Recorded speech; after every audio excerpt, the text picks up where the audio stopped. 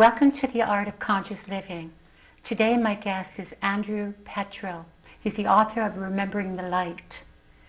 It's about his experience of when he was 18 years old, of having a near-death experience. And we are going to speak about his life during that time and his life after that time and the present moment. Άντριου, thank you. Thank you for taking the time. I know you have a lecture this evening. Yes. You'll be speaking this evening here in Marin County. Yes, that's right. Thank you for taking your time. Oh, thank you. You're welcome. So, if I explained the process that I went through, it was a few days before our graduation, and our class had decided to have a picnic. So this was in Michigan. We went to a lake outside of Detroit for our class picnic. While we were there at the lake, it was a beautiful summer day. Sun was out, the water was perfect, and there was a floating platform about 50 to 100 yards out. And a lot of my friends swam out there early, and they were waving to me to come and meet with them and have fun on the platform. So it was very cold water. I jumped in and started swimming to the lake. About halfway there, I started feeling cramps. And I had cramps in the lower part of my abdominal area, and my legs were cramping up. And all of a sudden, I couldn't kick anymore. And I started to sink. So now I'm sinking, and I'm flapping around, and all of a sudden water is coming in my mouth, down my nose, starting to fill my lungs. I'm trying to scream out, but I can't make any sound because I'm bobbing up and down in the water. And then finally I get one chance to look up, and I scan, and I can see the floating dock, and they're waving at me. They think we're playing a drowning game. Well, it's not a game for me. I'm really drowning. And that's the last time I saw anything. Then I started to fall deeper and deeper into the lake, and all of a sudden I felt some slimy things at my feet, and those were the weeds at the bottom of the lake.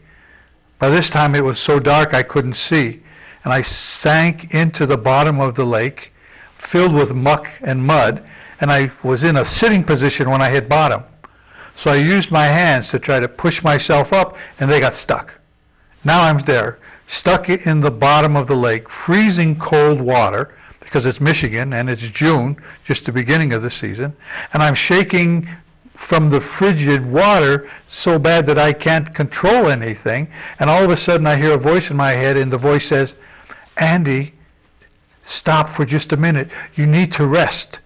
And I said back to the voice, I'm almost talking to myself now, "No, I can't rest. I need one more breath of air, just one breath of air. That's all I really want."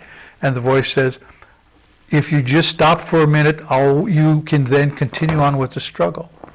And so I said, "Okay, all right, I'll stop."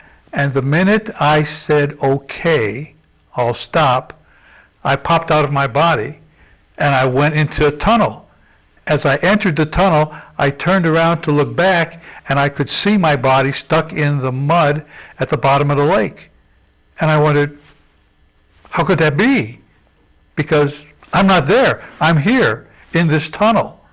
And I looked upward towards the tunnel, and I saw this bright light, and it was so light, it was like 1,000 suns all exploding at the same time.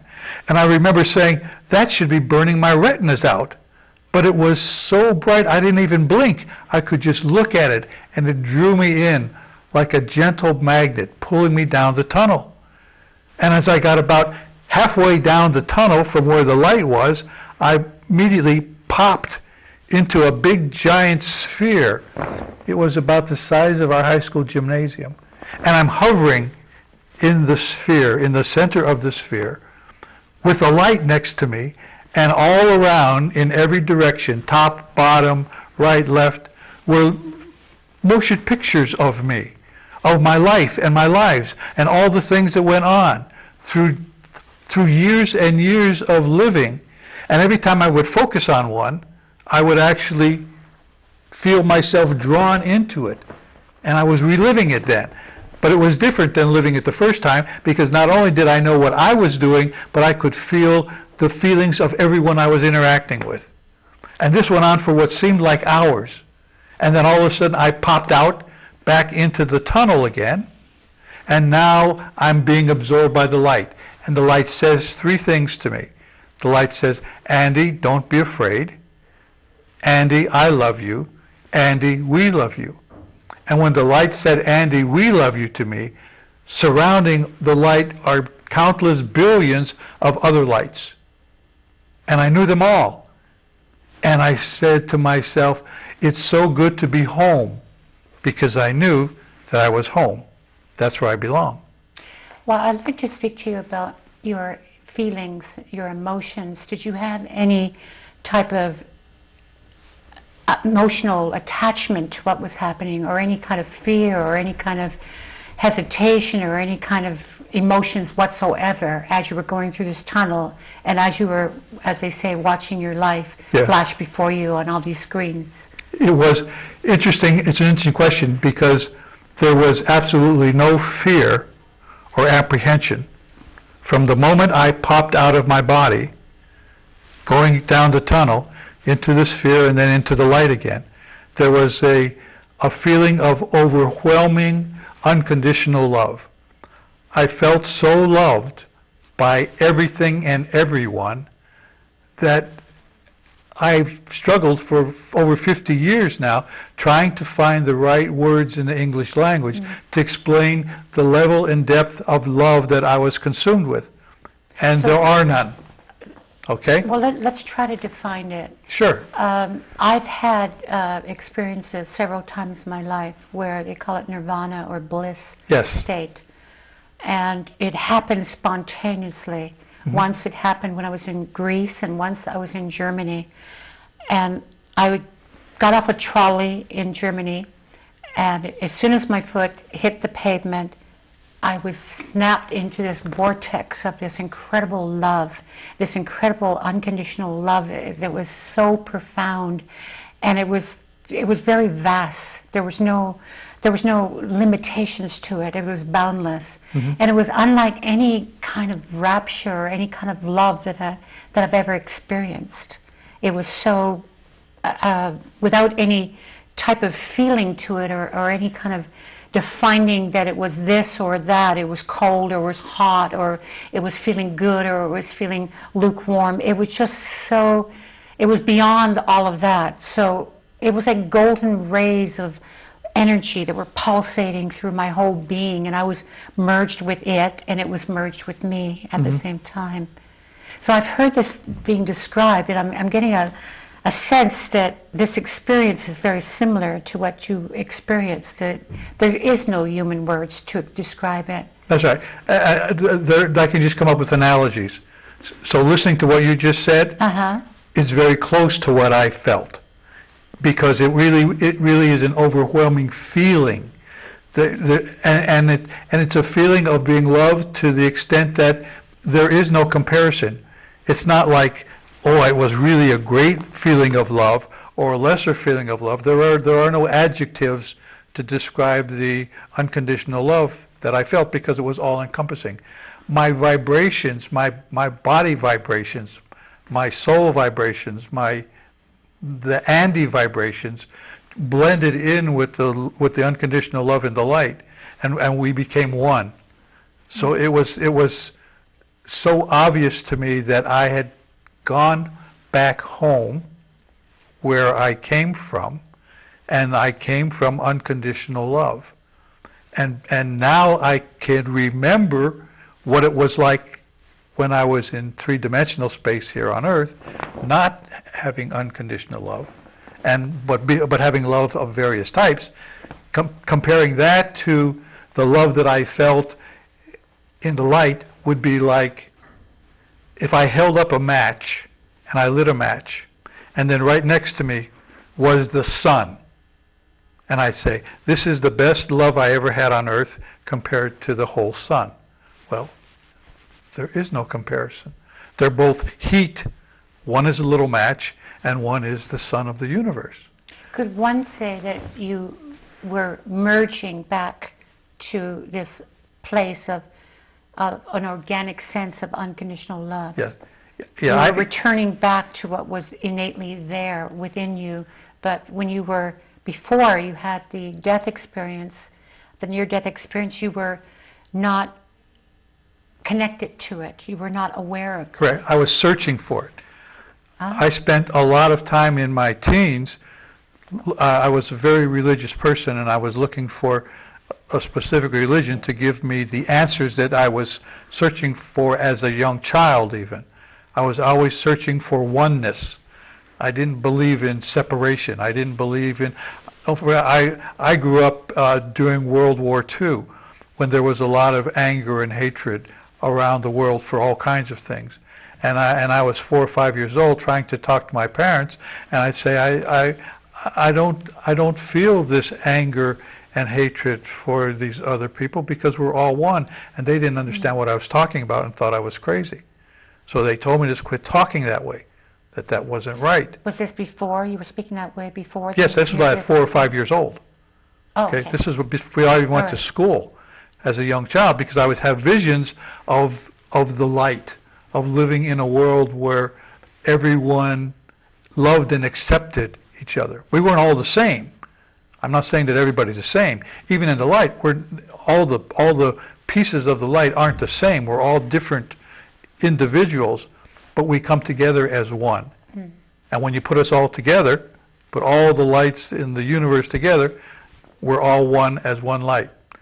So I find it difficult in talking to people because I have to speak in contradictions. How can you be individual but still be all one? How can you and I be the same but different? Right. Well, you can when you're in the light. Right in here, you can't, because you're sitting there, I'm sitting here. We're two different people. We can talk about being one, but we're not really one here. But if we were both to let go right now at this moment and went into the light, we could be Victoria and Andy, but then combined to be one. Well, the question that begs to be answered, to ask, is how does one bring more light into their life? How does one live that? How does one stop that sense of separation from oneself and to others? Okay. For me, since I have had the privilege of remembering being in the light and remembering what it was like there as compared to when I was told to come back, because I didn't want to come back. When the light said to me, Andy, you have to go back, I said, I don't think so. I don't want to go back. I don't want to go back in that body. I don't want to go back to that earth. I don't want to go back to all that. I'm home and I want to stay here. And then the light said to me the second time, Andy, you're going back. And I said, no, I'm not going back. Right.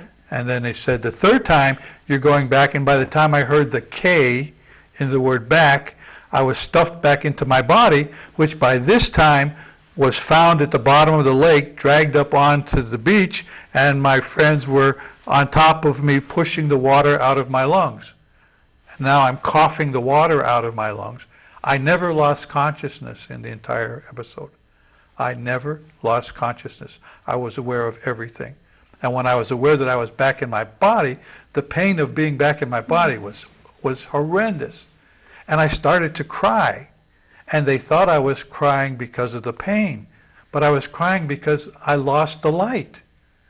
And I was very angry at the light for a long time. Because here I was in the light. I was able to hold the universe in my hands. And now, for reasons I did not understand, I'm stuffed back into the crappy old body that I had before.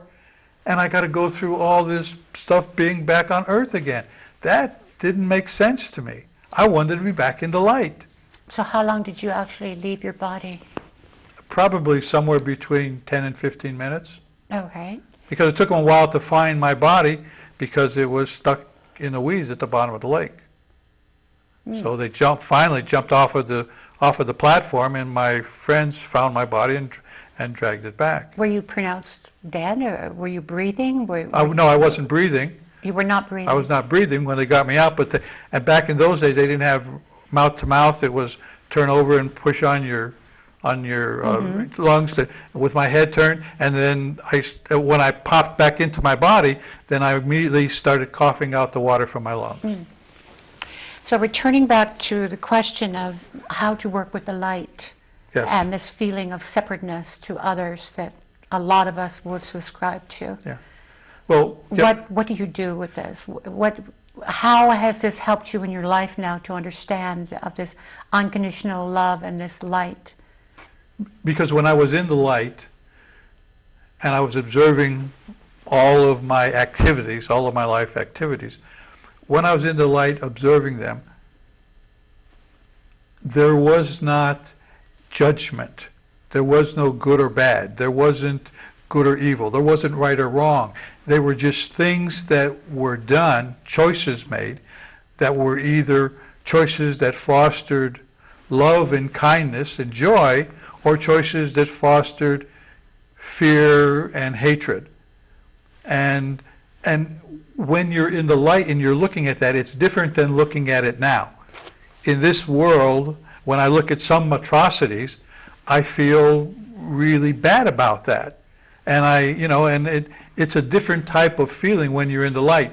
It's observing and understanding that you would not do that again. That wasn't a thing that helped promote love and kindness. It promoted separation and fear. And it's like looking at your life and being able to walk away from it as you would if you saw a very intense movie.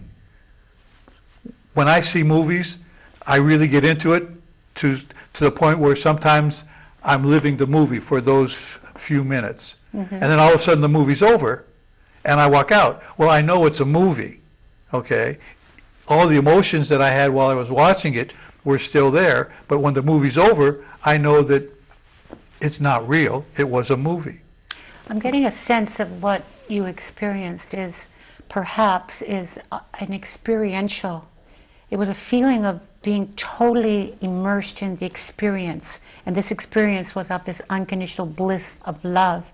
Yes. Where here, we are not in the experiential, we are in, which henceforth makes the separation from us to others. So therefore, it is because we lose the moment. We're not in that moment. We're not in that moment of experiencing what is alive in ourselves and what's mm-hmm. alive in the other person yeah. and others. Yeah, because in the light, the thing that is so centered in me about the light mm-hmm. is that it's not three-dimensional space. There isn't yesterday, today, and tomorrow. Right now I'm sitting here talking to Victoria. Mm-hmm. Yesterday I was at my home in Lincoln doing stuff. Tomorrow I'll be someplace else. In the light, I could be sitting talking to you, being at home yesterday, and going someplace tomorrow, all at the same point in time. And that's hard for people to understand because we live in a serial progression of time. In the light, everything happens in the eternal now. That's the best phrase I could come up with. The eternal now is everything that has happened, will happen, could happen, did happen, is all at the same point in time using English language of the point in time. Yes. Άντριου, you recently published your book, Remembering the Light. Yes. And you did it in a very interesting way, through the way of describing it through poetry. Yes. Instead of having it as a narrative, descriptive sense as others have done. Correct. And I would like to know, basically after what happened, when this near-death experience happened, did it change you immediately? Did you embrace it? And how many years after what effect did it have on you? Okay. All right. This happened in 1955. Yes. In 1955, the phrase near-death experience didn't exist.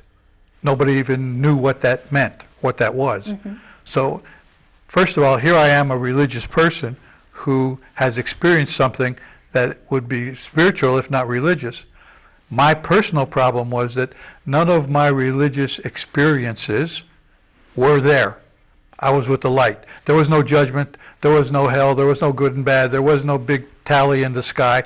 There was just the light absorbing me and consuming me with unconditional love, in which I was able to consume and absorb everyone else with unconditional love. So that I didn't know what that meant. I didn't understand it. So I spent 25 years like a nomad, roaming the earth, trying to figure out I don't know what to do. I thought I was crazy. I thought if I ever told anybody about this, that I would be locked up in a room with rubber walls and be there for the rest of my life. So I never spoke of it for over 25 years. I spoke to others with a similar experience or the same experience, and they have a sense of a lot of guilt and a lot of shame and a lot of that they cannot talk about it. This is completely taboo. Yeah.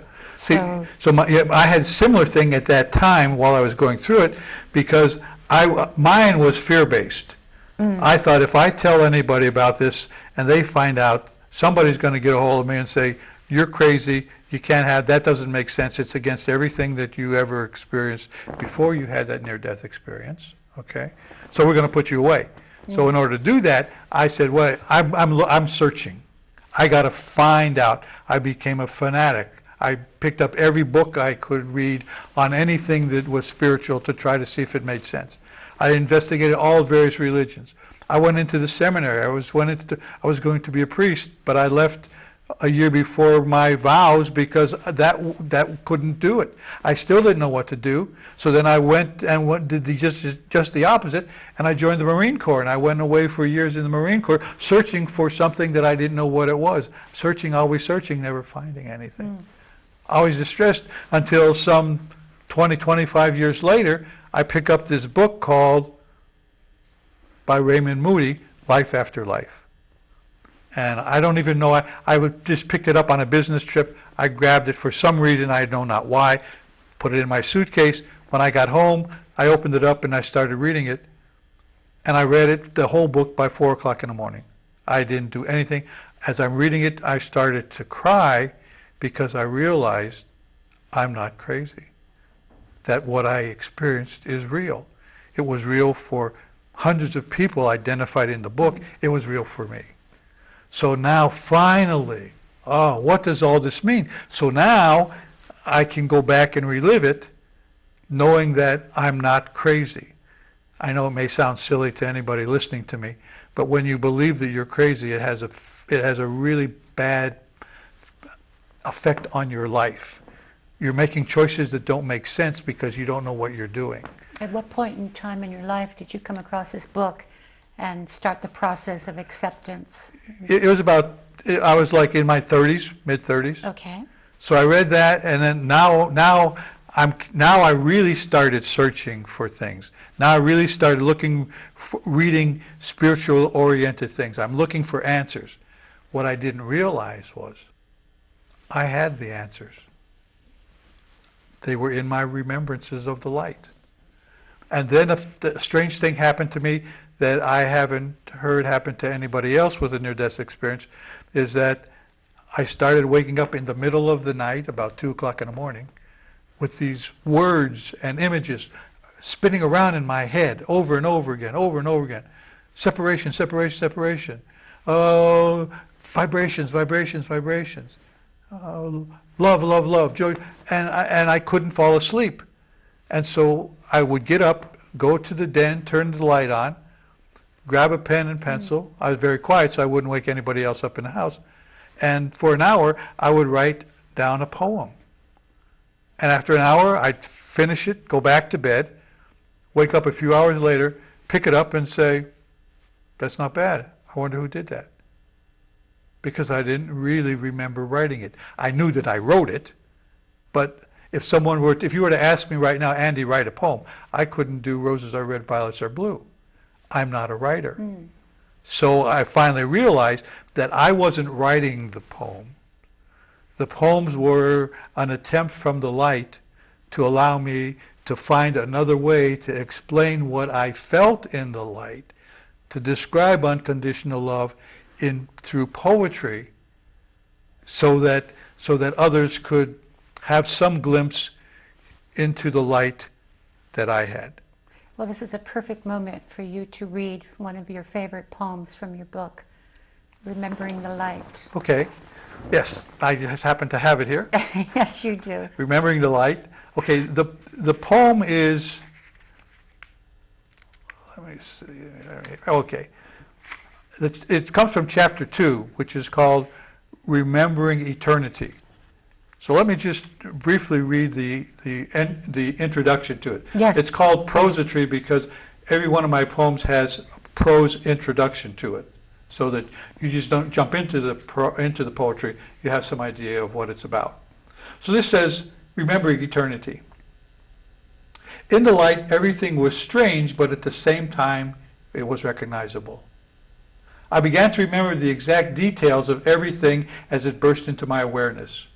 I was conscious of the fact that nothing I was experiencing was totally new, even though I had never experienced it before. All the experiences brought back familiar memories. It was like a homecoming after being gone a very long time. So the poem that I wrote is called Being in the Light, a Love Experience. And it goes like this. Being in the light is experiencing love without end, engulfed in warmth and kindness, cherished by an everlasting friend. Being in the light is releasing all sadness and pain. Instantly, it's no longer important. Peace is the overriding gain. Being in the light is passing from life through death. Dying quickly or in agonizing pain, you're absorbed by the light from light's gentle breath.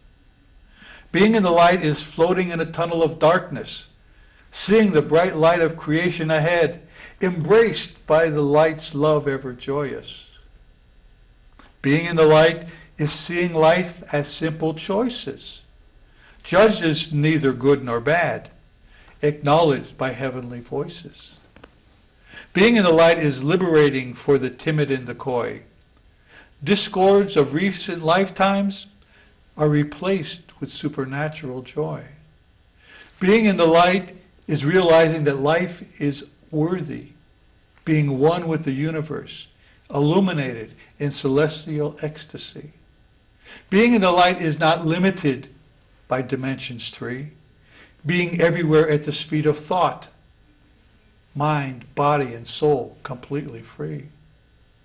Being in the light is floating in the center of eternity, yesterday, today, and tomorrow, interwoven in perfection and clarity. Being in the light is transcending all space and time, being a piece of the infinite light, immersed unconditionally in a cosmos sublime. Thank you. Very, very beautiful. Thank you. So that came to me. Very beautiful and very profound. I really, when I read that for the first time after I wrote it, it took me back into the light. As I was reading it right now, just a couple of seconds ago, as I'm reading it, I'm back in the light. I have the sensation and the feeling of being in the light. It's awesome. I've read this book since it's been published maybe 1,000 times. Every time I read it, it's as if I'm reading it for the first time. It becomes the experience in the I moment. never tire of it. It is always new and always fresh. As you were reading the poem, I had a sense that there was a definite moving forward all the time, there was a movement of never stagnation, never going back, never going side, never standing still. It seemed to be that the poem was speaking about life always in perpetual movement and motion from that experience that we're talking about. Yes. And as soon as it ceases up, then that's where the separation happens, the negativity happens. Life is a complete movement all the time, a flow. There's no moment in time that it absolutely stands still and it ceases to be in that way of hesitation. There's what you said. There's something that I remember very, very vividly about the light, and that is vibrations. Vibrations, vibrations, vibrations. I have a short poem in here on vibrations. Could I read it? Because it flows right in what you said. That life never stops, never slows down. It's always moving. So let me see if I can get this for you. Okay, here it is, Vibrations. It's a short poem, but it says a lot. Vibrations abide in the heart and soul of all. Energy lives in everything, both large and small. Vibrating strings create existence from none, awakened and alive until their frequency is gone. Harmony fuses all experiences into lifetimes, atoms to galaxies, the simple to the sublime. Lower frequency create linear time and mass. Higher frequencies release the now from the future and the past. Frequencies of separation, fear, and hatred are low, stagnating in still, lifeless, dark pools of ego. The higher the oscillations, the brighter the light, loving, caring, and oneness, illuminating sights. Unconditional love vibrates throughout your soul. Its frequency heals, making shattered lives whole. Unconditional acceptance resonates equally as high, releasing the shackles of fear to soar through the sky. Holographic universes pulsate in parallel realms. Comprehension through earthly minds overwhelms. Infinite pieces of light shine like billions of suns, vibrating as individuals, yet fusing into one. That's my vibration. And every day I'm very cognizant of vibrations. The first time that I talked to you on the phone, I could feel your vibrations. The first time I saw you, I could feel the connection. All day long as I meet people and go through my life, I'm constantly aware of the vibrations that come off, and the higher the vibration, the more towards love and joy. The lower the vibrations, the more towards ego and separation. Absolutely. So I always try to keep myself vibrating high, because I can choose joy. I can choose to be happy. I can choose whatever state I want, regardless of the circumstances. Because it became obvious to me there's a distinction in my life between joy and happiness. Happiness, to me, comes from the outside. If I win the lotto, man, I'm a happy guy, okay? You couldn't be happier than winning the lotto, so I got $100 million. I'm happy. Am I joyful? Not necessarily, but I'm happy. But joyfulness means, joyfulness is a choice to love, a choice to go from the outside to the outside from the inside, and that choice is joyfulness. And I choose to be joyful, because I have control over joyful. I can't control happiness. I accept it if I have it. If I don't, I don't. But I'm always joyful because I'm the one who chooses to be joy. And I use my daily experiences to be joyful. And I find that something as simple as being pleasant to a waitress at a restaurant who's got a hard life to live, doing her thing, and I go out of my way to make that person feel good about her position and her serving. I feel really good at the end of a meal because I've tried to make that person who I've come in contact with, probably once and never again, feel good about herself and feel good about the process of what she's doing. That brings me joy.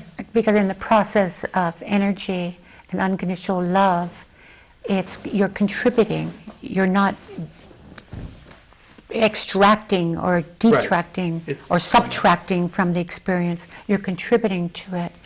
I'd like to speak about energy. As you were reading the poem, I've had several experiences of this bliss energy, and I felt a vortex of energy, and I'm very, very sensitive. I was born with a way to be able to be very, very akin to knowing and feeling energy all my life. So this vortex of energy, I'm always aware of it around me. So when you're describing this vibration, I actually can see it.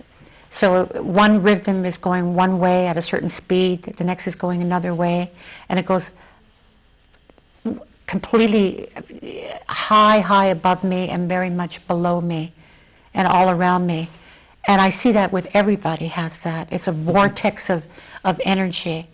And when you are tapped and not into that energy and you're disconnected from it, it's basically vibrates and it basically brings you to this low vibrational energy. Yes. So when you are aware of it and allowing it and connect it to your higher self, then everything is completely in balance. Mm-hmm. And it's as easy as that. Yeah.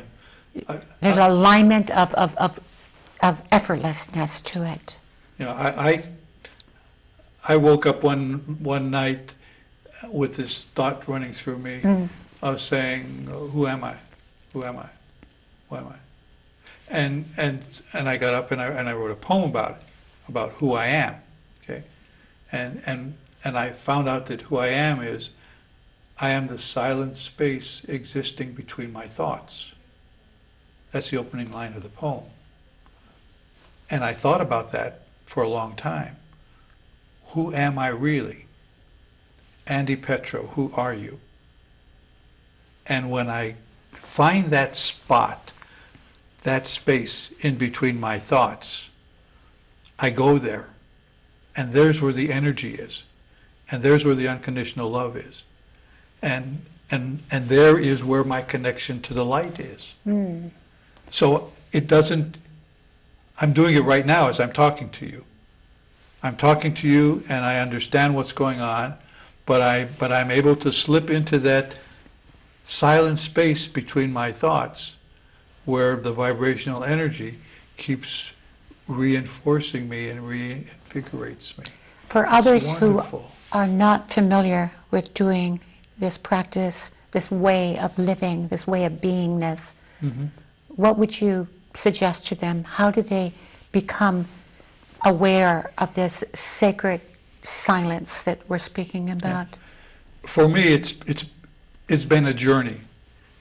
It isn't something that I woke up one morning and says, aha, look at this, I got the answer. It's, for me, it's my answer.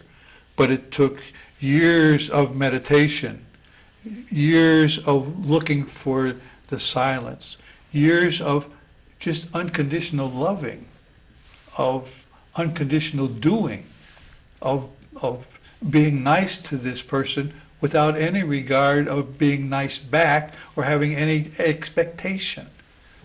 Doing that starts to foster and start increasing my internal vibrations. So it's aligning yourself with your basic goodness. Yes. Nothing more complicated than that others can do right away. Yes. They're basically, we have nasty thoughts, we have good thoughts, we have bad thoughts. Where do we want to put our attention? Right. What do we want our life to be? We have decisions to make all the time about this. Yes. Nothing is random, nothing is unconscious. Nothing's uncontrollable. I mean, it could be uncontrollable. I could be walking out of the studio today and get hit by a car. I can't control that, but I can control what I think about. I can control the fact that I choose to be aware of what I'm doing, aware of my thoughts. And when I find myself starting to think about things that lend themselves towards fear and separation, I just choose not to do that.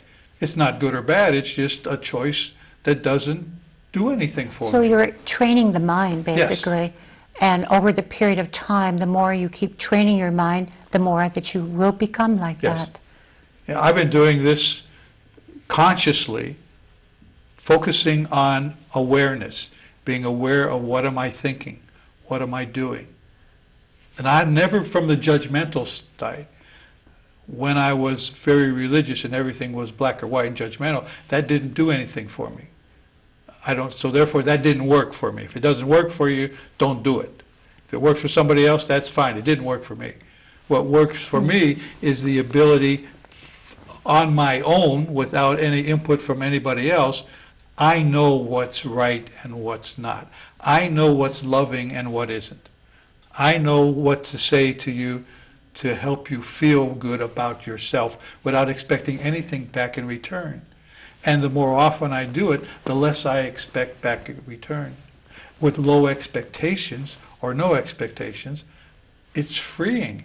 It's like I just lost 100 pounds. It's like I'm starting to float now because I'm able to do things without expecting anything in return. And that starts to give me feelings of being back into light with unconditional love, because unconditional love never expects anything back. Absolutely. Unconditional love is a one-way street, because I found out that unconditional love comes from a magic bucket that's filled with love that never empties. Yeah, I'm giving too much love. Is it? No. I look at it, it's full again. Take out some more love. No, it's full again. It's a little game I used to play with myself when I was young, because I thought I knew that I would never run out of love, because love comes from a magic bucket that never empties. Therefore, I can never love. There's no such thing as loving too much. Right. Well, let's define this magic bucket.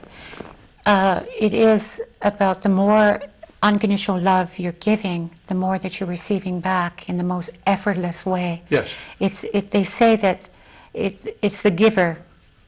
It's not the receiver. I mean, it's in the art of giving the love that you get. You give yourself so much.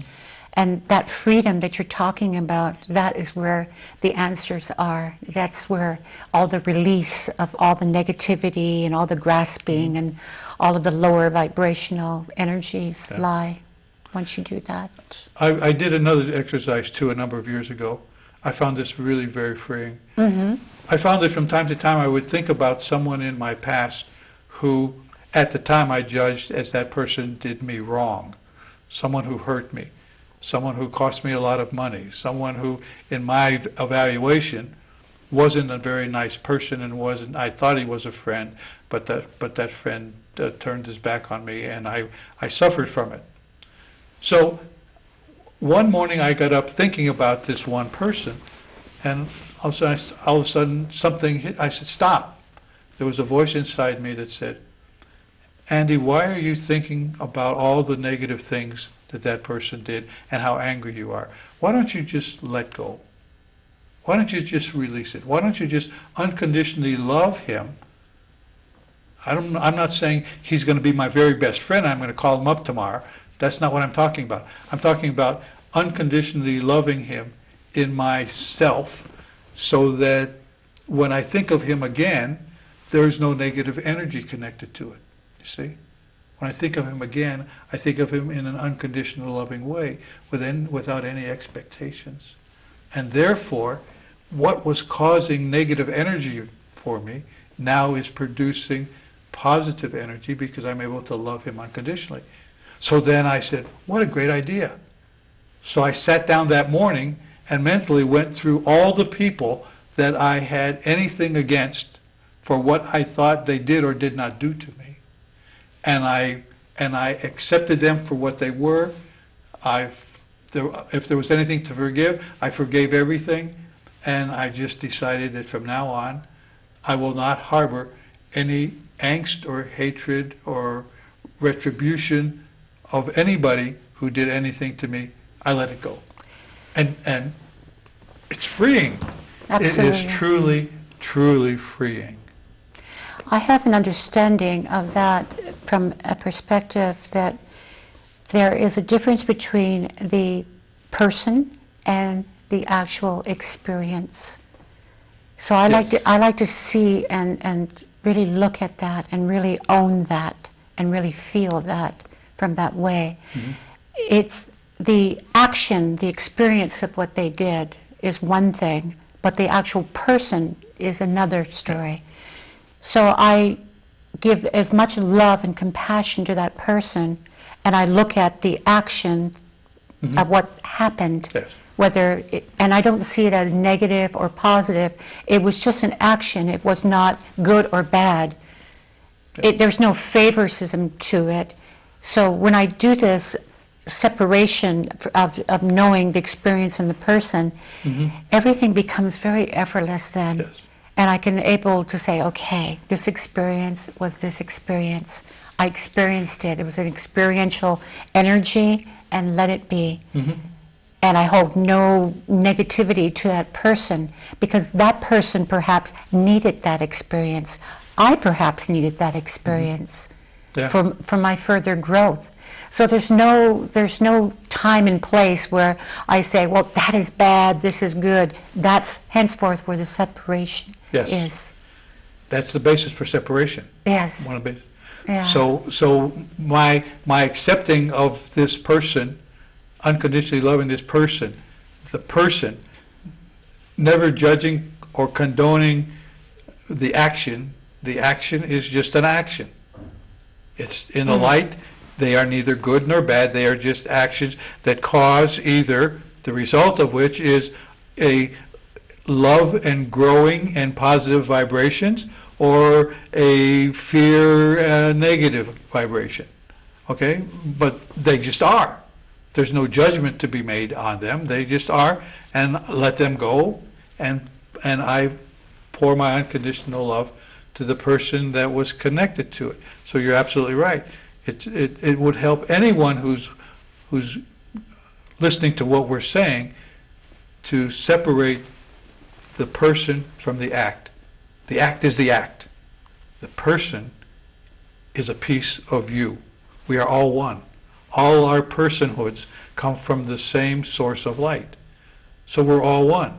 We're all this raw organic material that is based on a higher vibrational energy of pure awareness and pure love. And when we start to say that that action is us, that's where everything becomes soiled and not completely in truth. And if you look at the world today, where we're sitting at a great level of separation, okay, it's all because people are confusing the person with the act. And therefore we're angry at people when we should be loving those people, but of course never loving the act, understanding that the act is something that is not causing love. So we'll do what we can to stop the act without hating the people, because the people are we're all one. That's the whole point. If we're all one, then by my hurting you, I'm really hurting myself. Absolutely. Killing you is just another form of mutual suicide, because you and I are one. Us and everyone in the world are all connected. We're all pieces of the same light. So why do we spend all this time killing each other and not enjoying each other? Is just the phenomenon of where we are. But I think it's changing. If we were talking, first of all, I don't know that we could have had this conversation 50 years ago, because the mindset 50 years ago was much different than the mindset is today. So I enjoy the whole process of living my life so that I can let go of those things that don't serve any purpose for me. They don't help me. They don't bring me closer to unconditional love. Just let them go and focus my attention on things that will give me higher vibrations. And I like it. Was there a point in time, Άντριου, that you were not this person of the higher vibrational energy, that you were more inundated with being lost inside yourself, and you were what I was basically going around today in a common way of acting and being? Oh yeah. And if can you please describe that experience? Yeah, that was where the difference between today and that period of time. That period, if I went back 25 years or so, because it's been about a 25-year process for me to get where I am today. Okay. Okay. But if I go back to 25, 30 years ago, I would take everything very personal. Me personal. When somebody did something to me, I was assuming they were doing something very personal to me. I would get very angry and very upset, and would just spend so much time and energy rethinking the event, the negative event over and over and over again. I was like almost driving myself crazy. And then you had to defend yourself, and yes, and then I would react, and I would react in the negative way, and that person then would take that and come back. It was mutual destruction, because what started out as a friendship ended up being we would never talk to each other anymore, because we were focusing on the differences. We were making the separation gap wider and wider by tagging the person to the event rather than making that separation. Because what you said just a few minutes ago, that's key to being able to live a joyful life, to understand the difference between the actions and the person. Love the person, work with the action. And taking it personal is not going to allow that to happen. That's right. And never allow that to happen. And the other thing too that I spent a lot of energy on, I was always living for the future. I remember, as soon as I finish and I get my undergraduate degree, then I'm going to be happy. Well, I got it. I looked around. I wasn't that happy. No, I have to get my master's degree. So when no. If I get that promotion, so then I'm vice president. Yep, I got that. I look around. I'm still not happy. Well, maybe I need to be. You see, I've spent years on that treadmill, like a little hamster, running his little heart out, always looking for the true happiness when the next thing occurs. And then I wake up one morning and say, well, that's dumb. That's pretty silly. Happiness is in the present moment. Why don't you enjoy what you're doing right now? This very moment. Even if you don't like it, even if it's not the circumstances that you ideally would want, you could still enjoy that moment. Let's even leave the word enjoy alone. Let's say that you can just experience it and own it. Yes. So there's no favoriting it or liking it or not liking it. It's just being with it and owning it and feeling it. Yeah, and that's when I realized that excuse me, the present moment is now. What I call the moment of now. So I live the moment of now, and the next moment of now, and the next moment of now. And it's really revamped my life. It has given me a peace, and causes me to smile a lot. I smile a lot all day long, all the time, because I understand what life is about for me. And I understand its choices. And I understand that I can make my choices. And regardless of the outcome is irrelevant. Whatever the outcome is the outcome. But what about the journey? I'm enjoying the journey. I love being me. I even love being old. When I was young, I thought being old was really bad, because all the old people that I knew when I was younger weren't very nice, and it wasn't very nice to be around. Άντριου, we have a very few final moments. Sure. I'd like to know what is very important that you'd like to share with others, if you were to give them advice. And obviously you've spoke to many, many people throughout your tours and your lectures you do, and a lot of questions come up. What constant questions always come up, and what would you like to share with others? And it's been an absolute pleasure and absolute delight to meet you and speak with you. Thank you. Thank you. I guess if I had just a minute or two to say what I thought was really the essence of me, because that's all I can speak of, what works for me. Mm-hmm. That is, I spend energy unconditionally loving without expectation. That brings a smile to my face. I spend time and energy trying to help people in any way I can without any expectations. And I enjoy being alive. And I know that we are all going to be together again in the light, because there's no place else to go. That's the only place we can go. Resistance is futile. That's right. Lovely. Well, thank you. Thank you very much. It was absolutely a delight to meet you. I enjoyed it immensely. Thank you. Thank you. And from the art of conscious living, do take care of yourselves and take care of others. Thank you.